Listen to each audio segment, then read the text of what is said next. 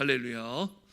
네, 오늘도 하나님 주신 복과 은혜가 우리 사랑하는 모든 성도님들과 함께 하시기를 간절히 축복합니다.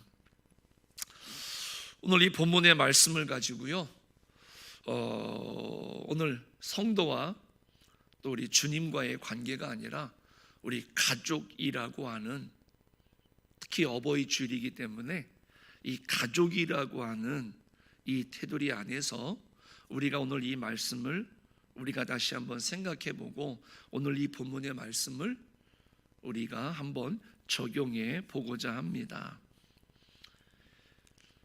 예배 때마다 말씀을 드리지만 이 부활의 생명을 우리의 일상의 삶으로 번역해내는 그 기쁨의 50일, 성령 강림절을 기다리는 이 기쁨의 50일 그 중에 오늘 6번째 주일입니다. 그리고 부모님의 은혜를 기리는 어버이 주일을 지키고 있습니다. 우리는 보통 가족, 부모님이란 단어를 생각하면 거의 반사적으로, 무조건적으로 사랑 내지는 따뜻한 안식처 같은 낭만적인 단어들을 떠올리려고 애를 쓴다라는 것이죠. 그런데 우리 삶의 현실을 냉정하게 들여다보면 세상에서 나에게 가장 깊은 상처를 주는 사람도, 그리고 가장 무거운 죄책감도 안겨주는 사람도 다름 아닌 가족이라는 것을 우리가 발견하실 수가 있을 겁니다.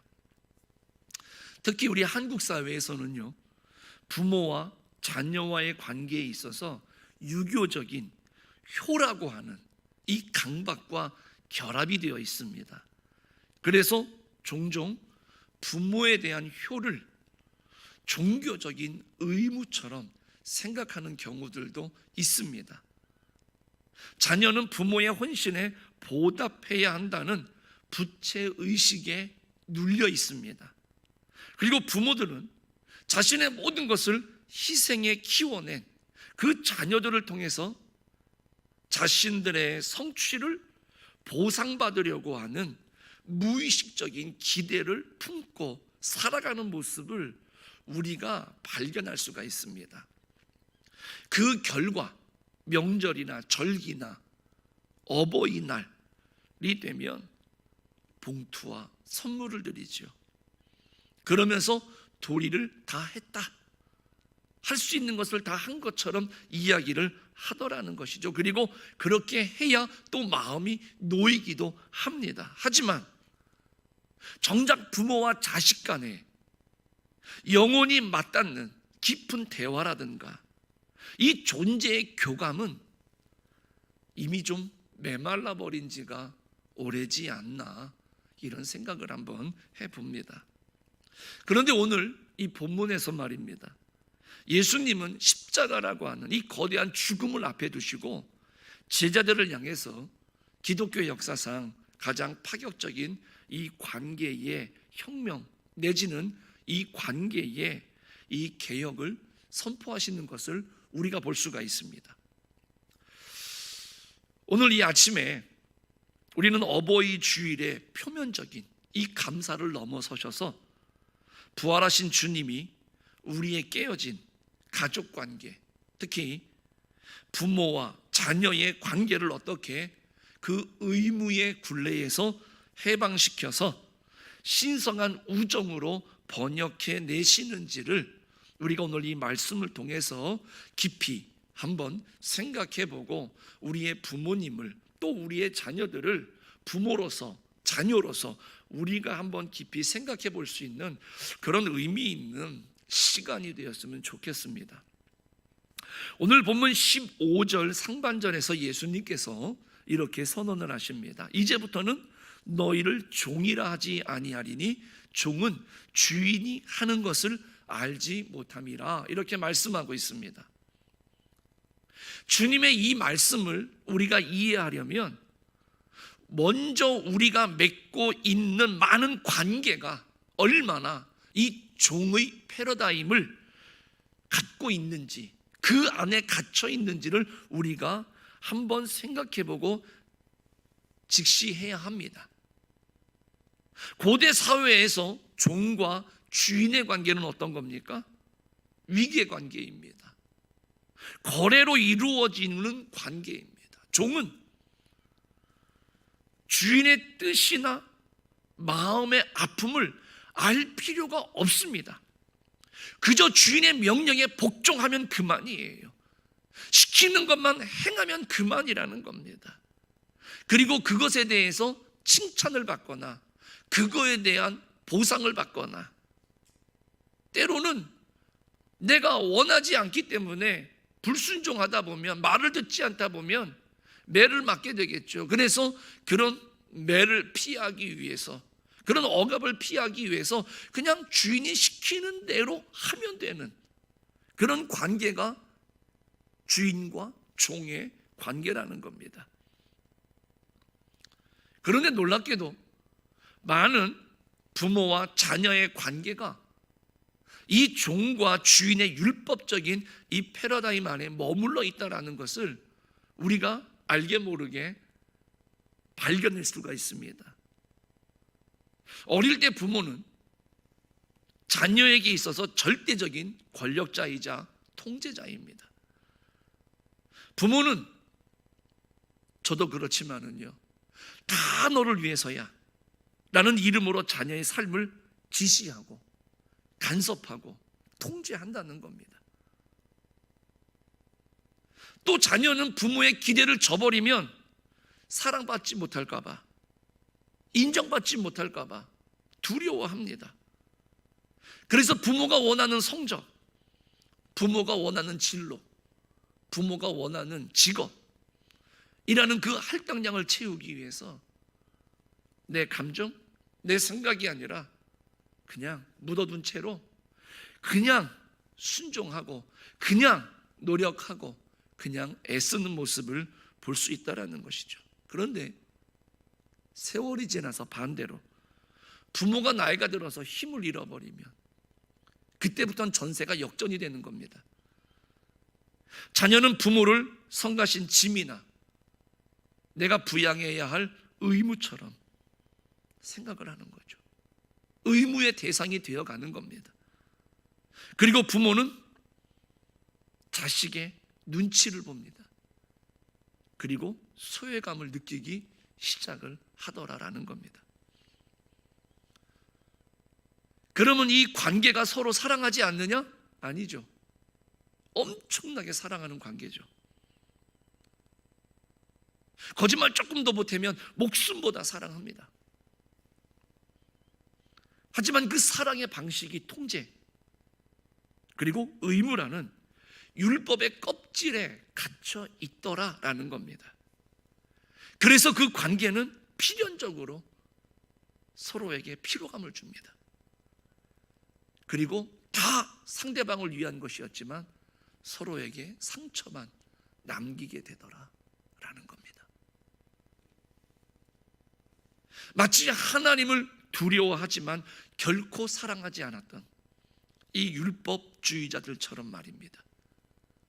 많은 가정에서 자녀들은 부모에게 도리는 다 하지만 결코 부모의 내면을 이해한다거나 부모를 사랑하지 않는 그런 비극을 겪고 있는 것이 오늘 우리가 살아가는 이 사회의 단편적인 모습입니다. 그래서 돈 때문에 다른 형제보다 나를 사랑하지 않는 것다라고 하는 이 불만 때문에 부모에게 칼부림을 하고 부모를 내쫓고 부모와 절연하는 그런 일들이 바로 그렇게 지금 우리들의 사회면들을 채워나가고 있다는 겁니다. 그런데 이 차갑고 율법적인 관계의 사슬을 오늘 주님이 끊어내시는 겁니다. 15절 하반절입니다. 너희를 친구라 하였노니 내가 내 아버지께 들은 것을 다 너희에게 알게 하였음이라, 이렇게 말씀합니다. 이 말씀은 창조주가 피조물을 향해서, 내지는 거룩한 스승이 몇 시간 후면 나를 배신할 그 제자들을 향해서 스스로 자신의 지위를 낮추는 자기 비움이라고 하는 겁니다. 그게 신학적인 용어로 케노시스라고 합니다. 내가 굳이 내려가지 않아도 되는데 내 스스로를 낮추는 그런 겸손을 이야기하는 겁니다. 그러니까 억압하고 통제하던 수직적인 위계를 깨트려 버리고 눈높이를 맞추어서 수평적인 동반자로 우리를 끌어올리시는 관계의 승격이라는 겁니다. 창조주 되신 예수님의 입장에서는 육신에서 우리 가운데로 내려오셨지만 우리 인간적인 입장에서 이 사건을 대할 때 보면 어떻습니까? 감히 눈높이를 마주할 수 없는 피조물과 창조주의 관계에서 내려오심으로 우리들은 이제 그 창조주와 함께 눈을 맞출 수 있는 수평적인 이런 관계로 우리들이 승격이 됐다. 관계가 달라졌다라고 하는 것을 의미하는 겁니다. 부활의 생명을 살고 있는 성도의 가정에는 바로 이 관계의 혁명이 일어나야만 된다라는 겁니다. 물론 저에게도 이 시간을 빌어서 하는 말이지만 우리 부모님들께 권면을 드립니다. 자녀들이 어느 정도 성장을 했다라고 한다면 이제 부모라고 하는 완고한 역할 그리고 통제의 지휘봉을 이제는 좀 내려놓으시기를 부탁을 드립니다. 그리고 부활하신 예수님께서 제자들에게 행하셨던 것처럼 자녀들의 독립된 인격체 그리고 이 영적인 친구로 대해 주시면 참 감사하겠습니다. 물론 살다 보면 부모님에게 감사하고 부모님에 대한 좋은 기억이 있지만 저도 많이 있습니다만은 지금도 가장 기억에 남는 그 부모님으로부터 좋은 기억이 하나가 있습니다. 저 역시도 자녀들에게 그렇게 행하려고 하는데 잘 되지는 않더라고요. 어느 날 어머니가 지금은 전자제품들이 많지만은 제가 중학교 3학년 때였던 것 같습니다. 냉장고를 바꾸는 계획이 있으셨던 것 같아요. 그런데 냉장고 관련된 팜플렛을 갖고 오셔가지고 저희들에게 묻는 겁니다. 야, 어떤 냉장고가 좋겠냐? 이번에 바꿔야 되는데. 이렇게 물어주시는 겁니다. 제 기억에 꽤 오랜 시간을 이게 좋으냐 저게 좋으냐 결정을 했어요. 막 동생하고 또 아버지하고 막 머리를 맞대고는요. 이게 좋을까 저게 좋을까. 근데 이미 답은 정해져 있었습니다. 그 오랜 시간을 열심히 토의했는데 우리가 정한 건 이래서 좀 안 될 것 같고 이래서 안 될 것 같고 그래서 어머니가 결정을 해요. 그런데 이게 제일 나은 것 같아. 그럼 그냥 사시면 되지 그걸 왜 물어보셔? 그랬는데 세월이 지나가면서 곱씹으면 곱씹을수록 뭐냐면 바로 그런 겁니다. 같이 더불어서 뭔가 우리들을 그냥 일방적으로 너희는 따라와라 결정권이 없다 이런 것이 아니라 인격체로서 우리들의 의견들도 여쭤보고 들어보시려고 했던 그런 부모님의 배려가 아닌가. 아닐 수도 있습니다. 그렇지만 저는 그렇게 해석을 합니다. 그리고 아이들에게도 지금 잘 모르는 것 같아도 그렇게 하려고 노력은 합니다. 그런데 그게 썩 잘 되지는 않습니다. 그런 것처럼 여러분들 우리의 시선으로 바라보면 어리고 아직 불안한 존재인 것 같지만 하나의 독립된 인격체로 바라봐 주시면서 영적인 친구가 되어줄 수 있는 그런 수평적인 관계를 형성하는 우리 부모님들이 되어주시기를 간절히 부탁을 드립니다. 오늘 성경은 말하지 않습니까? 종은 주인의 마음을 모릅니다. 알 필요도 없습니다. 그러나 친구는 그 마음을 함께 공유하지 않습니까? 궁금하니까 물어보지 않습니까? 자녀를 내 소유물로 여긴다라고 한다면, 오늘 혹시 우리들이 그렇게 생각을 했다라고 한다면, 이제부터는 그 아이들에게 일방적으로 던지는 그런 명령을 멈추고요, 여러분들의 삶의 지혜와 때로는 연약함까지도 솔직하게 나누는 그 우정의 자리, 친구로서 마음을 나눌 수 있는 그런 우정의 자리로 여러분들이 눈높이를 맞추셔서 나아가 주시기를 간곡히 부탁을 드리겠습니다. 그때 자녀들은 이 부모의 무거운 기대감에서 해방이 되고 자발적인 존경 그리고 사랑으로 부모를 대하기 시작할 겁니다. 이거는 제 경험이기 때문에 확실합니다. 고등학교 2학년짜리 아들을 앞에 두고 어머니가 과거에 힘드셨던, 정말로 그 누구에게도 털어놓지 못했던 그런 이야기를 하시면서 펑펑 우십니다. 솔직하니 그 어려움이 제 마음속에 크게 와닿진 않지만 많이 힘드셨구나라고 하는 것은 알겠더라고요. 그리고 나니까 마주 앉을 때마다 그런 삶의 이야기들, 다양한 이야기들을 나누니까 그것이 내 어머니를 바라볼 때마다 부족하다, 흠이 많다가 아니라 내가 더 사랑하고 더 이해해야 되는, 그리고 내가 더 돌봐야 되는 그런 어머니로서, 한 인격체로서 존경하게 되고 사랑하게 되고 그 말에 더 귀를 기울이면서 그 마음을 헤아리려고 하는 그런 마음이 제 마음속에 스스로 생겼던 것을 생각해 보면 아마 이 말씀이 거의 맞을 거라고 생각을 합니다. 그렇다라고 한다면 이제 우리가 자녀된 우리가 부모에게 그러면 어떻게 해야 되겠습니까?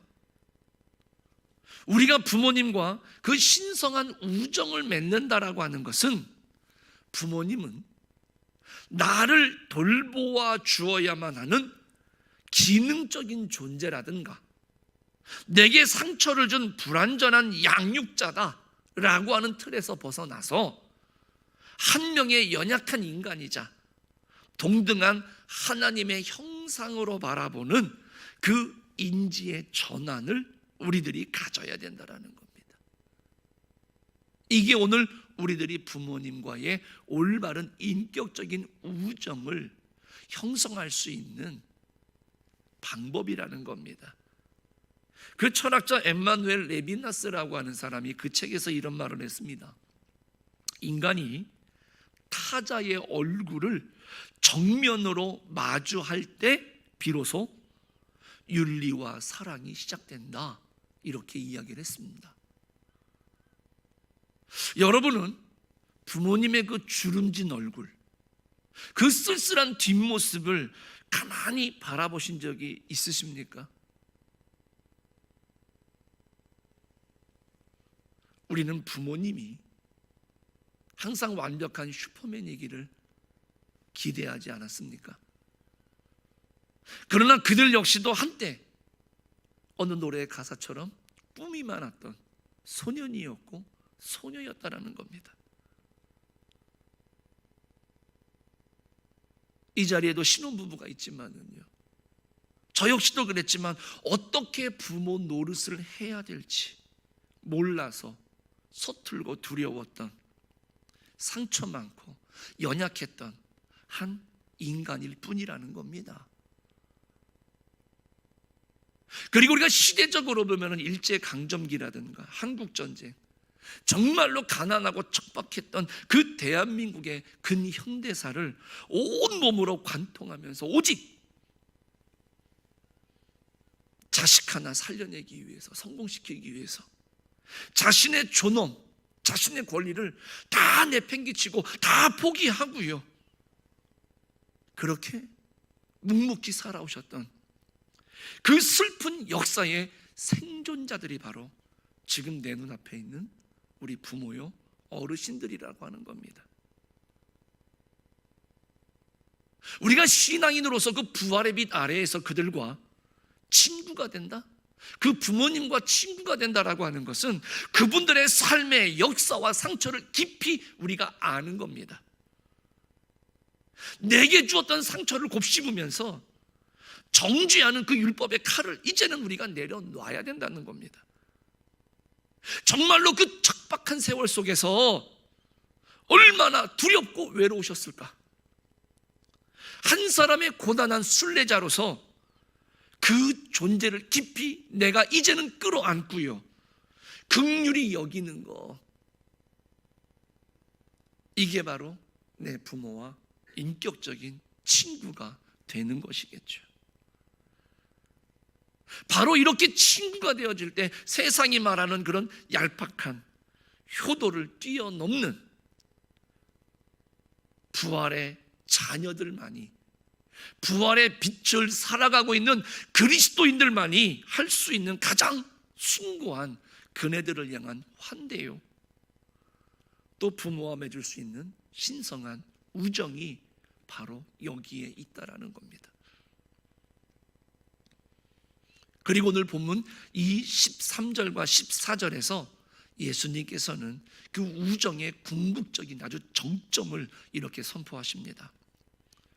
사람이 친구를 위하여 자기 목숨을 버리면 이보다 더 큰 사랑이 없나니 너희는 내가 명하는 대로 행하면 곧 나의 친구라, 이렇게 말씀합니다. 고대 위대한 철학자들도 이 우정에 대해서 찬양을 했습니다. 그러나 그 내용을 가만히 들여다보면 그네들끼리의 지적인 대화입니다. 끼리끼리의 교양이었습니다. 그러나 예수님이 말씀하시는 이 우정은 친구를 위해서 자신의 살을 찢고 피를 쏟아 붓는 극단적인 내어줌, 자신의 목숨을 내어주는 희생이었다라는 겁니다. 예수님께서는 이 말씀을 하시고 불과 몇 시간 후에 골고다에서 우리를 위해서 십자가에서 못 박히시고 물과 피를 흘려주시는, 당신의 입으로 말씀하신 친구를 위해서 목숨을 내어주는 그 거대한 위대한 우정을 실현해내셨다라는 것이죠. 완성하신 겁니다. 그런데 이 세상에 존재하는 모든 인간의 관계 중에서 말입니다, 자기의 목숨을 깎아서 자기의 목숨을 내어놓고 누군가의 생명을 살리는 이 그리스도의 십자가를 가장 많이 닮은 관계가 무엇이겠습니까? 바로 부모의 사랑입니다. 그래서 하나님의 사랑을 아가페, 조건 없는, 그런데 이 부모의 사랑을 조건 없는 사랑이라고 말합니다. 그 부모의 사랑을 통해서 우리는 하나님의 사랑이 무엇인지를 이 땅에서 우리가 체감할 수가 있는 것이겠죠. 어머니의 뼈가 삭아내리고 아버지의 청춘이 마모되어져서 오늘 저와 여러분의 생명이 자라난 거 아닙니까? 자식을 위해서 기꺼이 자신의 지위와 체면, 건강이라고 하는 이 목숨을 날마다 조금씩 버려오신 분들입니다. 그 미련하고 때로는 맹목적인 사랑 때문에, 그 헌신 때문에 우리가 지금처럼 번듯한 모습으로 이 자리에 숨쉬면서 앉아있는 것 아닙니까? 정말로 우리들이 그 십자가의 은혜를 아는 사람이라고 한다면, 그래서 그 부활의 빛 아래에 살아가는 그리스도인이라고 한다면, 부모님의 그 주름진 손과 그 굽은 등에서 나를 살리기 위해서 기꺼이 십자가를 지셨던 작은 예수의 흔적을 우리는 발견해낼 수 있어야만 한다는 것이죠. 예수님께서는 12절에서 내가 너희를 사랑한 것 같이 너희도 서로 사랑하라 명령하셨습니다. 부모님의 사랑은, 부모님의 희생은 돈으로 갚을 수 있는 부채가 아닙니다. 그것은 의무나 억지 웃음이 아니라 그 존재 자체를 깊이 인정하고 곁에 머물러주는 따뜻한 그 우정으로만 보답할 수 있는 신성한 사랑인 겁니다.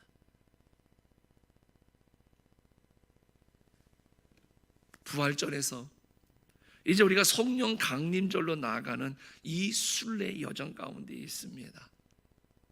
이 기간에 우리는 이 부활의 현실을 우리의 가정에서 어떻게 우리의 삶으로 번역해내고 설명해낼 수 있을까? 무덤을 깨뜨리신 부활의 권세는 죽음뿐만이 아니라 우리 가족 안에, 우리 가정 안에 깊게 뿌리내린 율법과 상처와 의무감의 굴레마저도 완전히 깨뜨려 버릴 수 있다라는 겁니다. 우리 사랑하는 성도님들 늘 그러시겠지만 어버이 주일입니다. 이 한 주간만큼은 특별히 더 부모님을 향한 여러분의 시선, 저의 시선을 좀 완전하게 바꾸어 볼 수 있기를 부탁을 드립니다. 나이가 들어가시면서 기억을 잃어가고 힘이 빠진 부모님을 성가신 짐으로 대하는 사꾼의 태도, 이러한 마음이 있었다라고 한다면 우리는 버려야 됩니다. 대신 내 인생에 가장 치열한 시절을 함께 싸워주신 위대한 전우? 표현이 좀 그렇긴 한데요. 그리고 십자가의 사랑을 내가 눈으로 보고 느낄 수 있도록 몸소 보여주신 영적인 친구로 오늘 그분들을 내 마음속에 초대할 수 있어야 되겠다라는 겁니다. 저도 잘 못합니다. 그러나 살아계실 때 한 번이라도 더 손을 잡아주시기 바랍니다. 뭐 의무감으로, 저 역시도 그럴 때가 있습니다만은 의무감으로 건네는 봉투를 넘어서 그분들이 살아온, 지나온 삶의 이야기를 귀 기울여서 들어줄 수 있는 그런 시간의 낭비를 기꺼이 한번 여러분들이 실천해 보시기를 바랍니다. 그리고 부모님께 상처받은 기억이 있습니까? 그렇다라고 한다면 부활의 주님께서 우리를 조건 없이 다 용서해 주셨고 오히려 그런 우리들을 품어주신 그 예수님의 신성한 우정, 그 능력으로 연약한 한 인간일 수밖에 없는 그 부모님을 십자가 앞에서 온전히 나도 용서할 수 있는 그런 기적을 우리가 선택할 수 있는 이 한 주간이 되시고 이 어버이 주일이 되었으면 참 좋겠습니다. 여러분들과 제가 의무의 굴레를 벗고요, 자발적인 긍휼과 환대로 우리 부모님과 화해할 때 그 평범했던 그 밥상, 평범했던 마주하는 자리는요, 엠마오의 제자들이 부활하신 주님이 함께 있었던 것과 같은 그러한 자리로 분명하게 변화될 줄로 믿습니다. 상처 많고 깨어진 우리의 가정이요, 그리스도의 신성한 우정 안에서 든든히 세워지는 그 아름다운 변화, 좀 더 과하게 말한다라고 한다면 아름다운 기적이 오늘 이 시간 예배하는 우리 사랑하는 모든 성도들의 삶 가운데에 충만하게 임하기를 우리 주님 예수 그리스도의 이름으로 간절히 축원하고 간절히 축복하겠습니다. 기도하겠습니다.